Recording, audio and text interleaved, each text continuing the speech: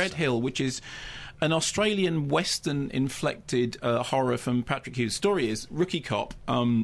Ryan Quanton turns up in a remote town. Okay, having come from the big city, he turns up with his pregnant wife. They say that they have come to this remote outpost, which is so remote that the police station has got a horse tethered up outside it because his wife has had a blood pressure issue and she needs to be taken away from stress. She needs some time that's stress-free. Now, at the beginning of any movie, if somebody moves into a remote enclave because they are looking for some stress-free time, that immediately things are going to kick off. Is there a pattern? There is. So the very first day, he goes because his job is that he's a rookie cop. First thing he does, he goes to the station and says, oh, well, I'm sure not much happens around here. Next thing, on the news, you hear that there has been a breakout from the local prison, okay? Just across the way. Breakout from the local prisoners. Prisoners are now on the rampage, including one particularly villainous convict, escapee.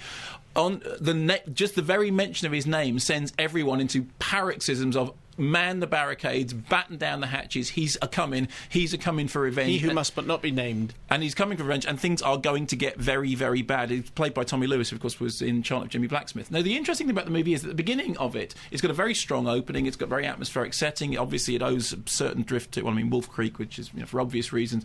There are hints of, Pale Rider and High Plains Drifter, that idea of kind of vengeance coming in a form which is almost supernatural.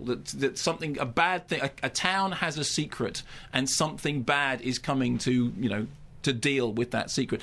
And in some ways, it starts very strongly, it ends very strongly, and it kind of sags a little bit in the middle. But it does, and because you read out that thing about not revealing plot twist. This isn't a plot twist, but what it does. What is it then? A plot point. What it does is it does an interesting job, in which those great westerns did, of the force of vengeance is both a force of vengeance and a force of justice. It's like the wind of justice coming at the same time. So in the spectre of the apparently terrifying criminal, there is also, there are two sides to the story. The dark and light are kind of merged. The good guys and the bad guys, may both be part of the same thing. It's that old Nietzschean thing about looking long into the abyss. I've got no idea what you're talking about. No, now. What I'm saying is that it's not just simply a batten down the hatches because bad things are coming. It's batten down the hatches because bad things are coming, but you know what? Bad things may be here already. And in many ways, it's not as terrifyingly remarkable as, for example, a film like Wolf Creek, which I remember seeing, in Cannes a few years ago and being totally knocked out by. But it is, and it's a well-made, well-paced sort of,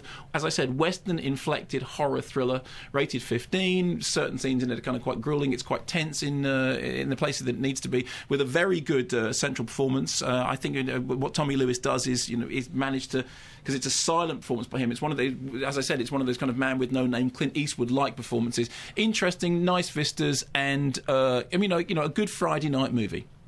Yes, The Wind of Justice. Does that feature in this film? The Wind of Justice. The Wind of Justice. Yes, The Wind of Change. Is that the same thing? No, it's not quite the same. Well, change is going to come, but The Wind of Justice is blowing down the streets. And how do you recognise The Wind of Justice? It's got boots on. And when it blows down, does it knock over the unjust? It probably does. And it erects the just. Exactly, and the righteous. Yes. Okay.